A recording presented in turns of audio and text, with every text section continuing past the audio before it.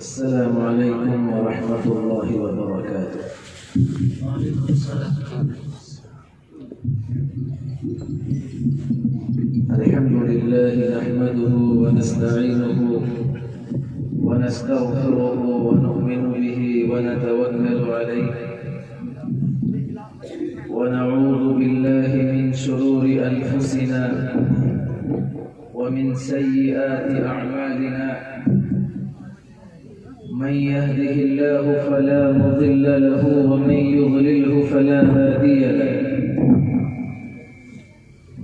ونشهد أن لا إله إلا الله وحده لا شريك له. ونشهد أن سيدنا ونبينا وحبيبنا وشفيعنا ومولانا محمدا عبده ورسوله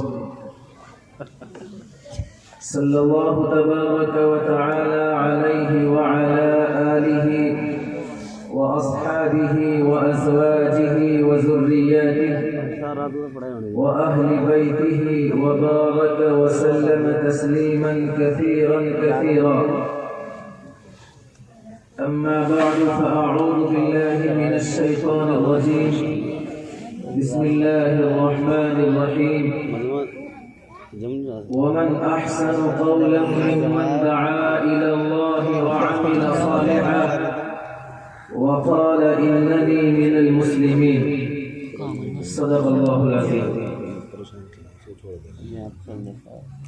اسٹیج پر رونق افروز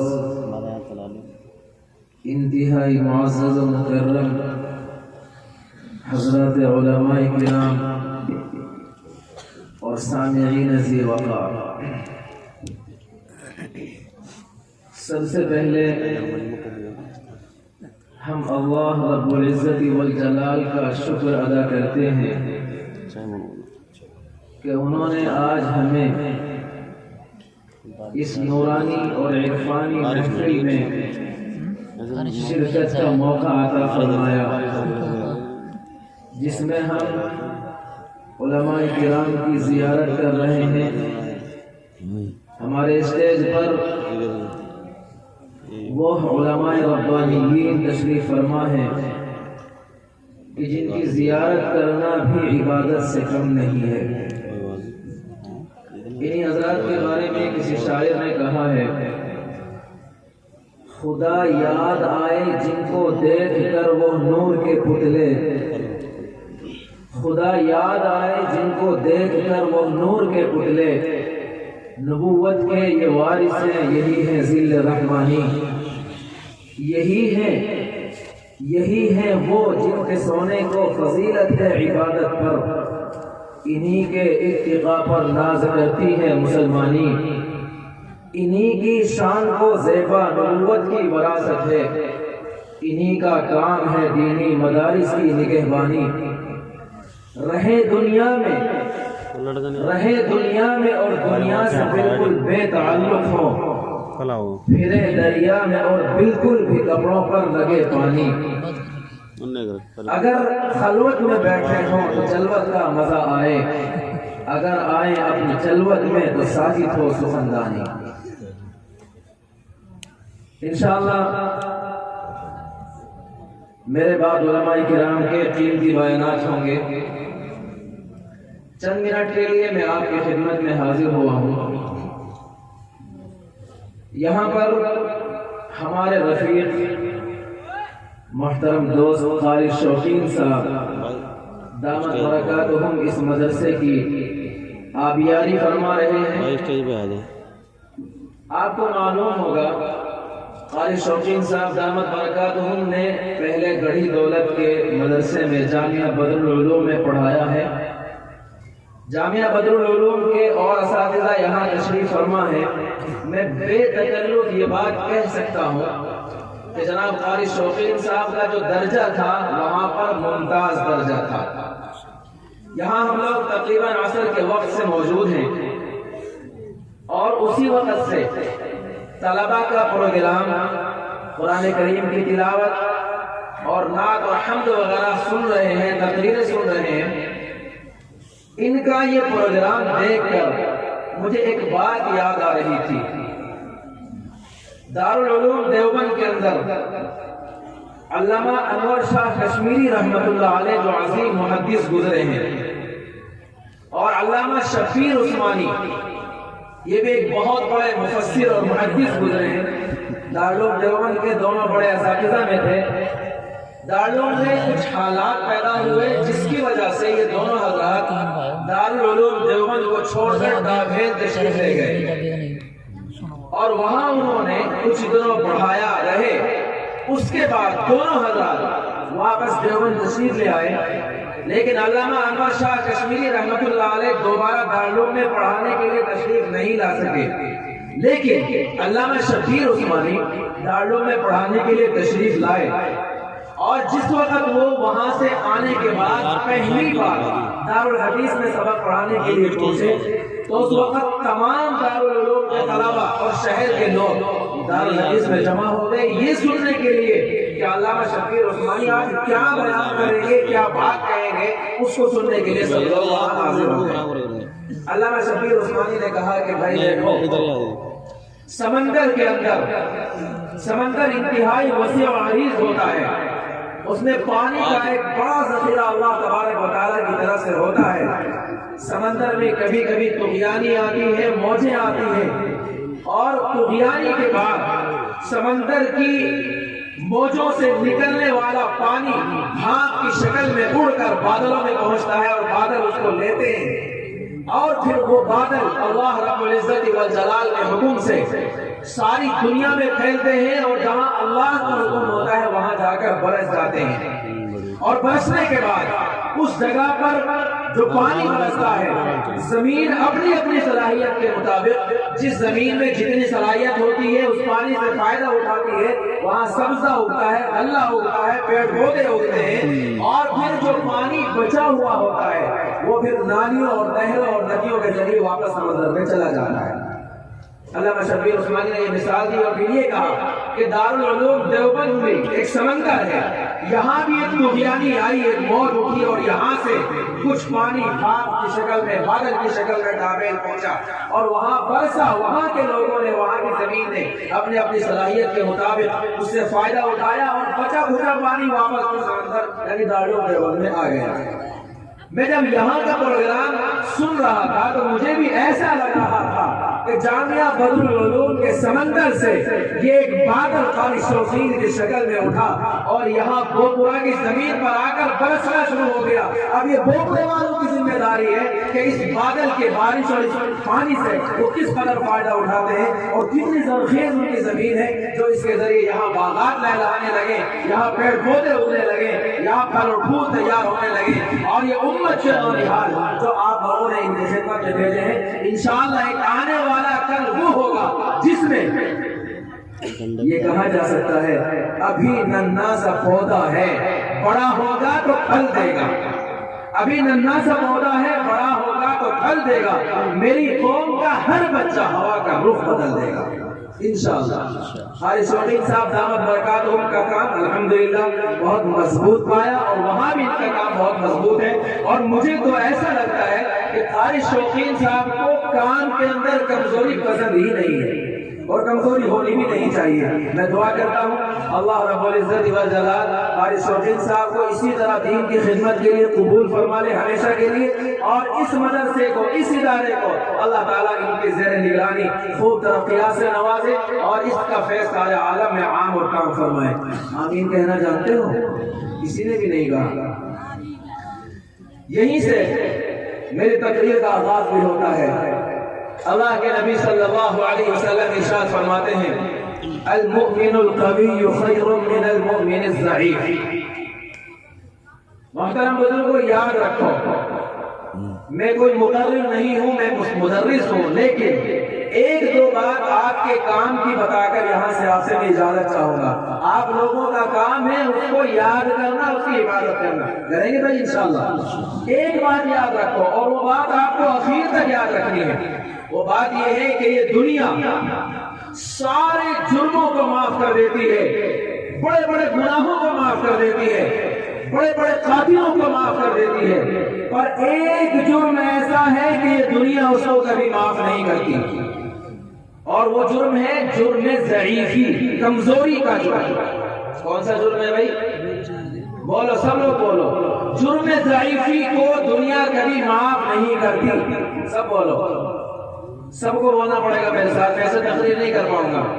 بولو سب لوگ، جرم ضعیفی کو دنیا کبھی معاف نہیں کرتی۔ کسی بھی اعتبار سے کمزور ہونا اسلام بھی پسند نہیں کرتا، شریعت کا مزاج بھی نہیں ہے، آقا مدنی صلی اللہ علیہ وسلم کی تعلیمات بھی نہیں ہے۔ مسلمان ہو کسی بھی اعتبار سے کمزور ہو، آقا مدنی صلی اللہ علیہ وسلم کی نظر میں وہ اچھا مسلمان نہیں ہے۔ کسی بھی اعتبار سے مسلمان کمزور نہیں ہو سکتا۔ اگر کمزوری مسلمان کے اندر ہے تو اس کا مطلب یہ ہے کہ وہ اچھا مسلمان بھی نہیں ہے اور اچھا انسان بھی نہیں ہے۔ علامہ اقبال نے، ایک شاعر ہے ابو العلا معری، اس کے بارے میں چند اشعار کہے ہیں۔ علامہ اقبال فرماتے ہیں، کہتے ہیں کہ گوشت نہ کھاتا تھا معری۔ ابو العلا معری ایک بڑا شاعر ہے، عربی کا شاعر ہے۔ اس کی 2 کتابیں ہیں، غفران اور لزومات، اس کے دیوان ہیں جو اس نے لکھے اشعار کی کتابیں ہیں۔ علامہ اقبال کہتے ہیں کہ گوشت نہ کھاتا تھا معری، پھل پھول پہ کرتا تھا ہمیشہ گزر اوقات۔ ایک دوست نے ڈھونڈا ہوا تیتر اسے بھیجا۔ تیتر جانتے ہو، ایک چھوٹا سا پرندہ ہوتا ہے۔ ایک دوست نے ڈھونڈا ہوا تیتر اسے بھیجا، شاید کہ وہ شاطر اسی تدبیر سے ہو پائے۔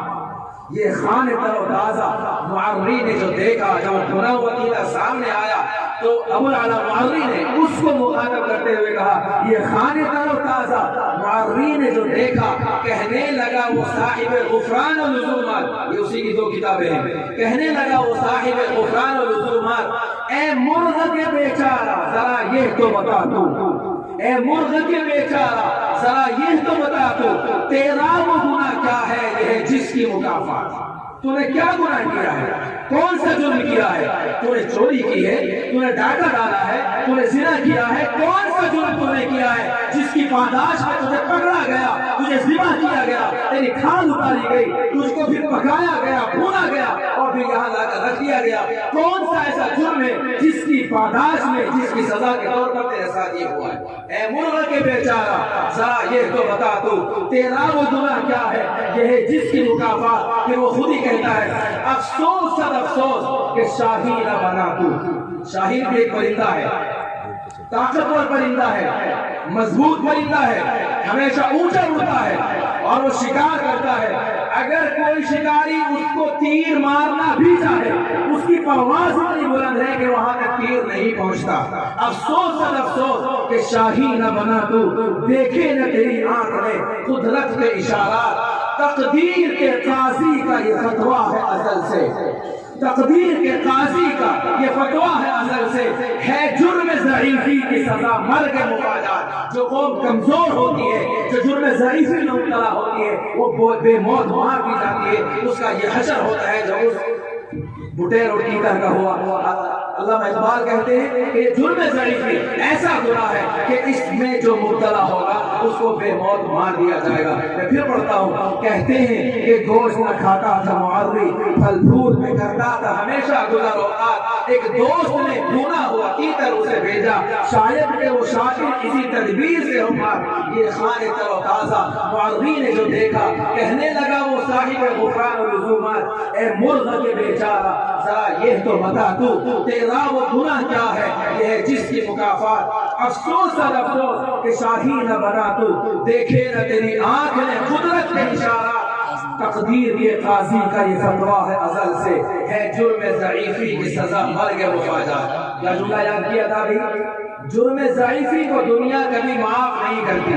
بولو، جرم ضعیفی کو دنیا کبھی معاف نہیں کرتی۔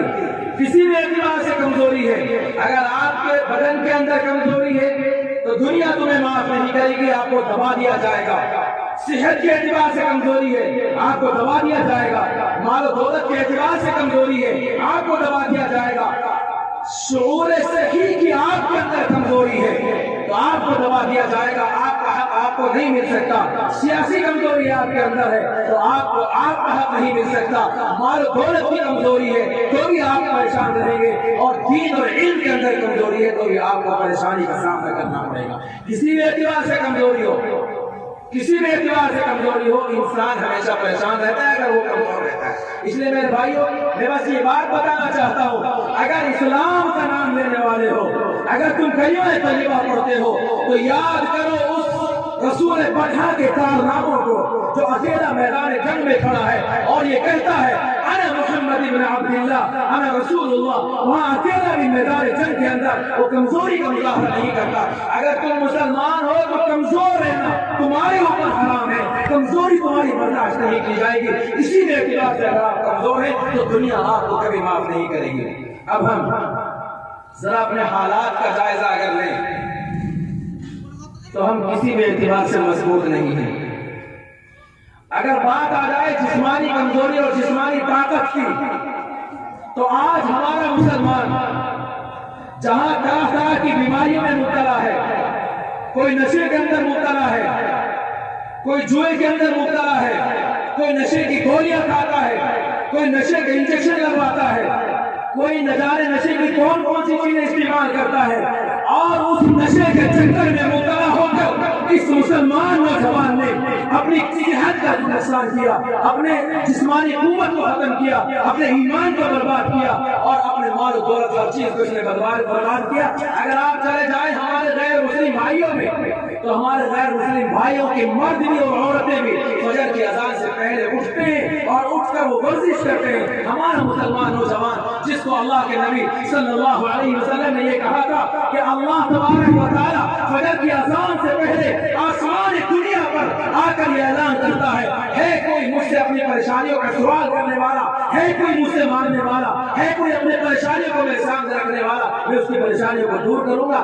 وہ مسلمان پڑا ہوا سوتا رہتا ہے، 8 بجے سے پہلے تو اس کی آنکھ ہی نہیں کھلتی۔ جو کام ہمیں کرنا تھا وہ کام ہمارے غیر مسلم بھائی کر رہے ہیں، اور یہی وجہ ہے کہ آج وہ ترقی کرتے جا رہے ہیں۔ میرے بھائیوں، اللہ کے نبی فرماتے ہیں المؤمن القوی خیر من المؤمن الضعیف، طاقتور مسلمان اللہ کی نظر میں کمزور مسلمان سے بہتر ہے۔ اس لیے میرے بھائیوں، میں آپ سے گزارش کروں گا، درخواست کروں گا، اس اسٹیج سے علماء کی موجودگی میں سب سے پہلے میں آپ سے عہد لینا چاہتا ہوں، بتاؤ تم ان نشے اور ان چیزوں کو چھوڑو گے کہ نہیں چھوڑو گے؟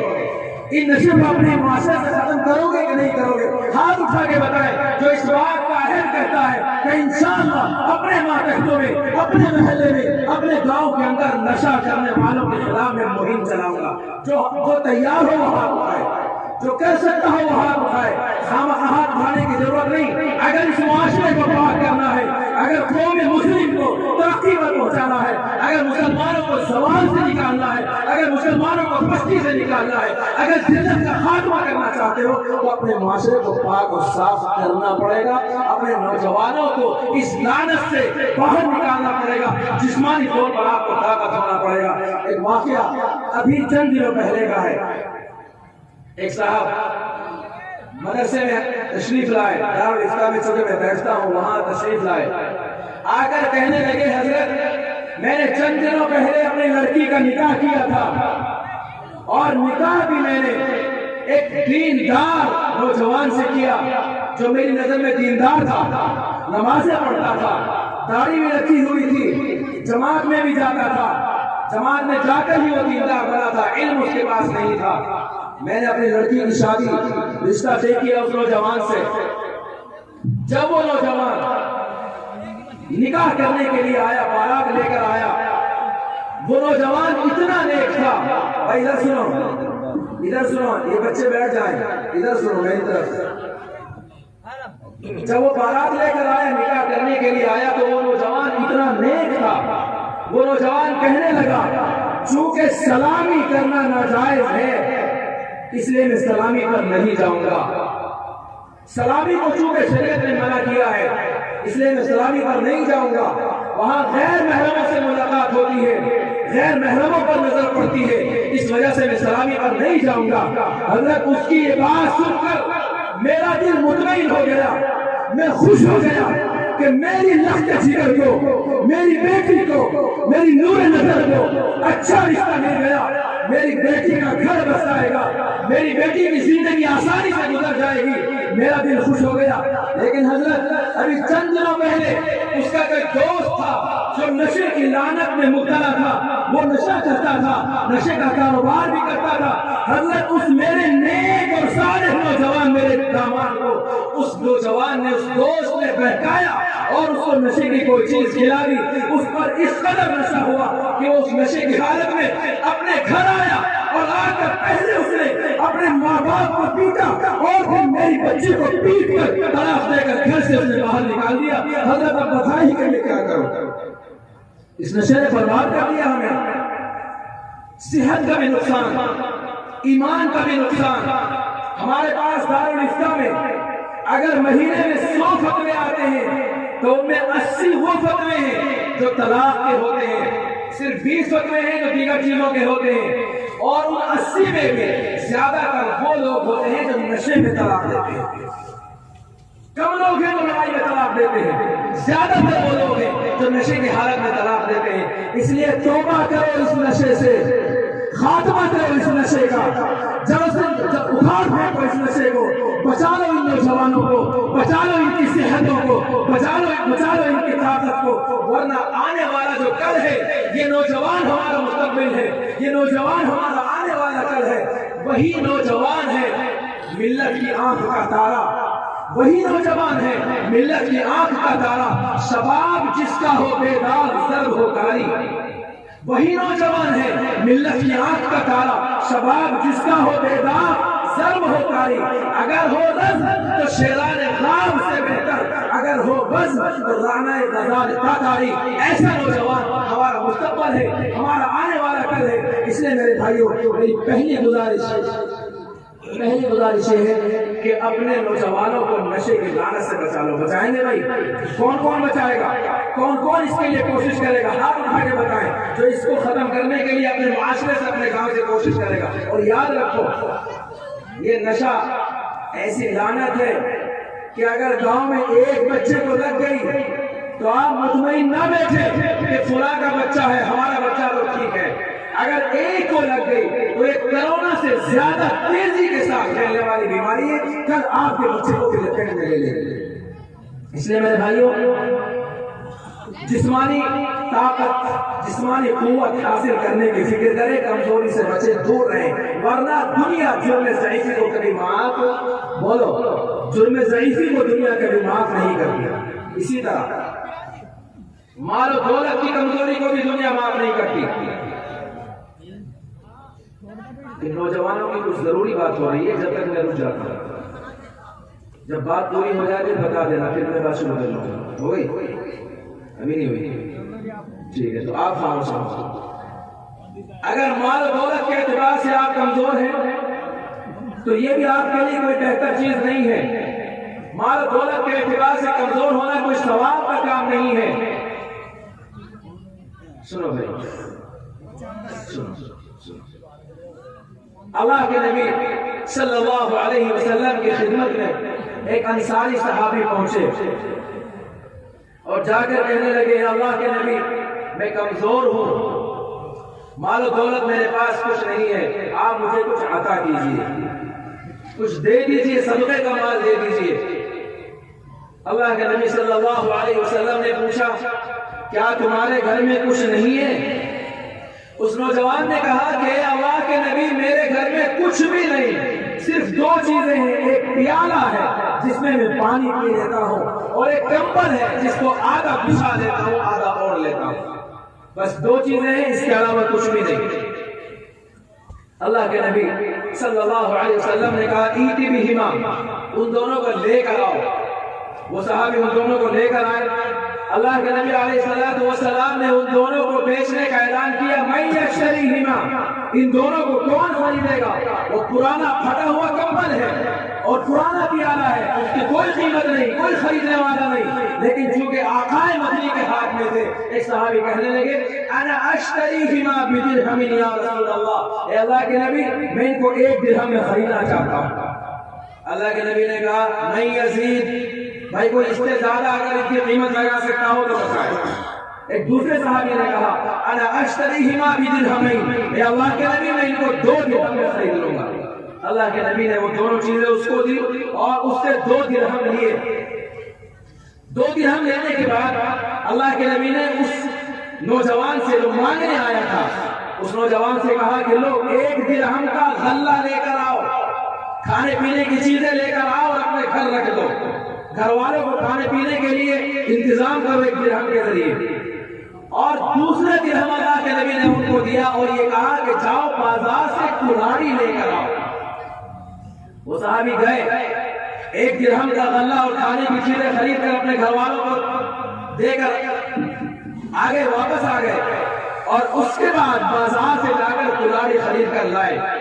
وہاں ایک پیکر کا درخت کھڑا ہوا تھا، ایک صحابی صلی اللہ کے نبی نے کہا کہ اس سے لکڑی توڑ کر لائے۔ اللہ کے نبی علیہ السلام نے اس تاجدار پٹھا نے مسجد نبوی کے اندر بیٹھ کر اس کلاڑی میں اپنے ہاتھ سے دستہ ڈالا، وہ لکڑی اس کے اندر اپنے ہاتھ سے لگائی اور اس نوجوان سے کہا اذهب واحتطب وآيتك 15 يوما، جاؤ جنگل میں جاؤ اور لکڑیاں کاٹو اور 15 دن تک مجھے نظر نہ آ جانا۔ روایات میں لکھا ہے وہ صحابی اگر مسجد نبوی میں نماز پڑھنے آتے بھی تب بھی آقا مدنی کے سامنے نہ آتے۔ 15 دن تک انہوں نے محنت کی، لکڑیاں کاٹی اور بیچی۔ 15 دن کے بعد کچھ درہم اور دینار ان کے پاس جمع ہو گئے، کھانے پینے کا بہت سارا سامان لے کر اپنے گھر پہنچے۔ گھر رکھنے کے بعد ایک تھیلی کے اندر کچھ اشرفیاں، کچھ دینار لے کر آقا مدنی علیہ السلام کی خدمت میں آئے اور آ کر کہنے لگے، ہنس کر مسکرا کر کہنے لگے اے اللہ کے نبی 15 دن میں نے یہ کچھ کمایا ہے۔ وہ سرور دو عالم ان کی حالت دیکھ کر مسکرائے اور کہنے لگے کہ بتا یہ تیرے لیے بہتر ہے یا وہ تیرے لیے بہتر ہے۔ اس لیے میرے بھائیوں، مال دولت کمانا کوئی بری بات نہیں، مال دولت حاصل کرنا کوئی بری بات نہیں، لیکن دنیا کو دل میں جگہ دینا یہ بری بات ہے، یہ خراب بات ہے۔ اللہ کے نبی علیہ السلام فرماتے ہیں لو يعلم الناس ما في المسألة ما مشى إليه أحد، او كما قال علیہ السلام۔ اللہ کے نبی فرماتے ہیں اگر لوگ جان لیں کہ لوگوں سے سوال کرنے میں کیا نقصان ہے، لوگوں سے سوال کرنے کا عذاب کیا ہے، تو کبھی کوئی کسی کے پاس سوال کرنے کے لیے نہ جائے۔ اس لیے میرے بھائیوں، آج ہمارا مسلم معاشرہ بہت سارے لوگ ہیں جن کے پاس کوئی کام نہیں۔ آپ مسلم محلے میں چلے جائیں تو گلیوں میں، چوراہوں میں اور چوکوں کے اوپر مسلمان نوجوان بیٹھے ہوئے خالی، جن کے پاس کوئی کام نہیں ہوگا، یا کھیلتے ہوئے، لوڈو کھیلتے ہوئے، تاش کھیلتے ہوئے اور الٹے سیدھے کاموں میں لگے ہوئے بے شمار نوجوان مل جائیں گے، ان کے پاس کوئی کام نہیں۔ ہر شے کو مسلسل جنبش ہے، ہر شے کو مسلسل جنبش ہے، راحت کا جہاں میں نام نہیں۔ اس عالم سعی و کوشش میں انسان کے لیے آرام نہیں۔ میرے بھائیو، آرام طلبی کو چھوڑو، خالی رہنے کے گناہ سے توبہ کرو، خالی نہ رہو، جو چاہو کرو۔ اللہ تبارک و تعالیٰ نے دنیا کو وسیع بنایا ہے، اللہ کی دنیا بڑی وسیع ہے، بہت کشادہ ہے، جو چاہے آپ کام کر سکتے ہیں، لیکن اللہ کے واسطے خالی نہ رہیں۔ عہد کر لیں، طے کر لیں کہ انشاءاللہ میں کسی دوسرے کا کمایا ہوا نہیں کھاؤں گا، حتیٰ کہ باپ یہ عہد کر لے کہ میں بیٹے کی کمائی نہیں کھاؤں گا، بیٹا یہ عہد کر لے کہ میں باپ کی کمائی نہیں کھاؤں گا، اپنے آپ اپنے ہاتھوں سے کما کر کھاؤں گا۔ کریں گے انشاءاللہ؟ کوئی نوجوان خالی تو نہیں رہے گا، کوئی نوجوان گلیوں کو توڑتا ہوا تو نہیں پھرے گا، کوئی نوجوان خالی چوراہوں پر بیٹھا ہوا نظر نہیں آنا چاہیے۔ آپ مضبوط ہو جائیں، جب آپ مضبوط ہوں گے تبھی دنیا آپ کو آپ کا مقام دے گی، ورنہ یہ دنیا والے اس جرم ضعیفی کو کبھی معاف، بولو، اس جرم ضعیفی کو دنیا والے کبھی معاف نہیں کرتے۔ اسی طرح علم و ہنر کے میدان میں، اس میدان کی ترقی کو بھی دنیا کبھی معاف نہیں کرتی، اور اس کو تو بالکل نہیں کرتی۔ اگر آپ کے پاس علم و ہنر ہے تو دنیا آپ کو عزت کی نظر سے دیکھے گی، اور اگر آپ کے پاس کوئی علم و ہنر نہیں ہے تو دنیا آپ کو ذلت اور حقارت کی نظر سے دیکھتی ہے۔ آج یورپ اور مغرب والے علم و ہنر اور فنون کے میدان میں انہوں نے جو ترقی کی ہے، آج ساری دنیا اس کو دیکھ کر ان سے متاثر ہے۔ سب لوگ کہتے ہیں ترقی یافتہ لوگ ہیں، حالانکہ اگر آپ تاریخ کا مطالعہ کریں تو ان کی تاریخ 200 سال سے زیادہ نہیں ہے۔ 200 سال پہلے کے اگر حالات کو دیکھا جائے تو انگریزوں کا وہ حال تھا کہ ان سے زیادہ پسماندہ قوم کوئی نہیں تھی، ان کے گاؤں اور شہروں میں بجلی تک نہیں تھی، اور اس وقت بھی مسلمانوں کا وہ شاندار ماضی تاریخ کے اوراق میں لکھا ہوا ہے۔ 500 سال پہلے بھی بغداد کے اندر وہ ساری ترقیاں، وہ ساری عزت کی چیزیں جو آج دنیا کو حاصل ہے اس وقت بھی موجود تھی۔ مسلمانوں کی تاریخ 1500 سال پرانی ہے اور ان کی تاریخ 200 سال پرانی ہے، لیکن آج ہم نے اپنے آبا اور اجداد کی قربانیوں کو بھلا دیا۔ کبھی اے نوجوان مسلم تدبر بھی کیا تو نے، کبھی اے نوجوان مسلم تدبر بھی کیا تو نے، وہ کیا گردو تھا تو ہے، وہ کیا گردو تھا جس کا تو ہے ایک ٹوٹا ہوا تارا۔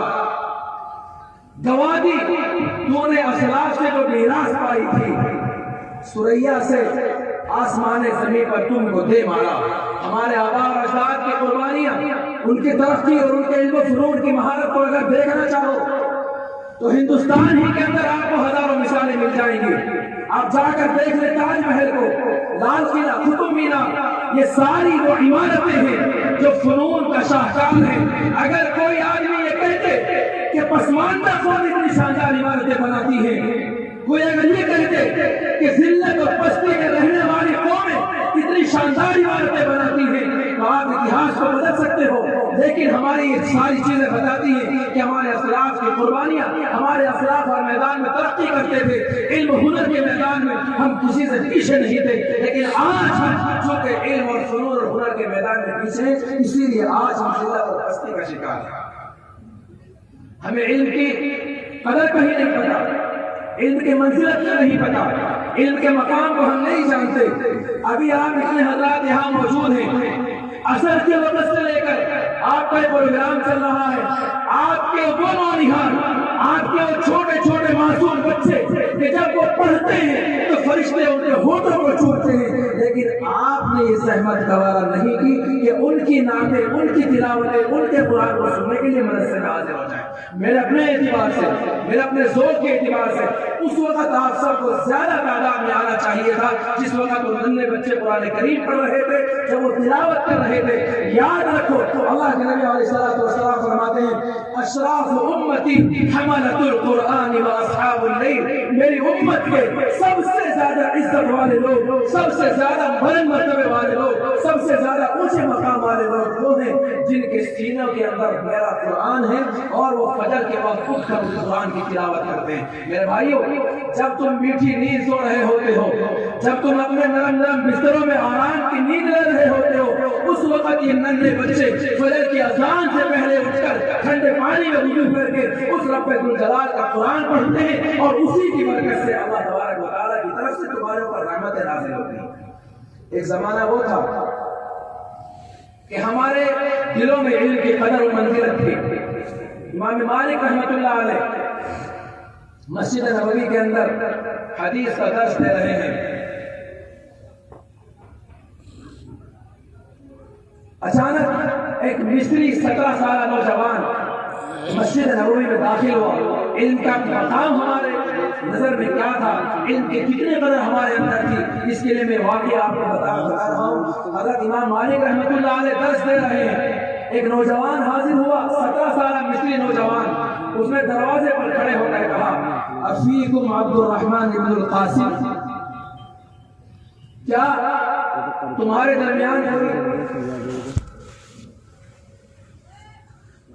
درمیان کوئی عبد الرحمن ابن القاسم ہے؟ امام مالک نے اشارہ کیا، وہ بیٹھے ہوئے تھے، اٹھے، اس نوجوان کے پاس پہنچے۔ اس نوجوان نے ان کے کان میں، عبد الرحمن ابن القاسم وہ شخص ہے جو 17 سال سے امام مالک رحمۃ اللہ علیہ کی خدمت میں تھے، 17 سال سے ان کے پاس حدیث کا علم پڑھ رہے تھے۔ اس نوجوان نے ان کے کان میں کوئی بات کہی اور یہ عبدالرحمن ابن قاسم فوراً رونے لگے، آنکھوں میں آنسو آ گئے۔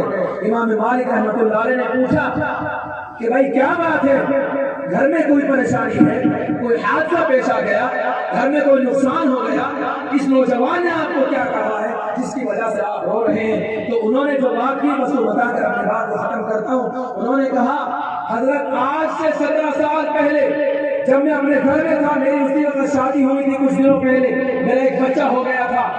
ایک دن میں آپ کی کتاب موطا امام مالک پڑھ رہا تھا، میرے دل کے اندر یہ خیال آیا کہ موطا امام مالک کے مصنف امام مالک رحمۃ اللہ علیہ زندہ ہے اور میں ان سے حدیث کی کتاب نہیں پڑھ پا رہا ہوں، اور یہاں میں مصر کے اندر لیٹا ہوا ہوں۔ حضرت یہ بات سوچ کر میری نیند اڑ گئی، میں بستر پر کرنے بدلنے لگا، پریشان ہو گیا، مفتی فرمانے کا بیان ہونا اور یہ بات بول دینا کہ 20 منٹ تک ہی بیان کیا بات ہے، کیوں آپ پریشان ہو رہے ہو، کیوں 20 منٹ تک بیان ہوگا۔ میں نے کہا کہ میرا جی یہ چاہتا ہے کہ میں مدینے میں جا کر امام مالک رحمۃ اللہ علیہ سے موطا امام مالک پڑھوں، لیکن تمہارا خیال آتا ہے تمہاری وجہ سے نہیں جا پاتا۔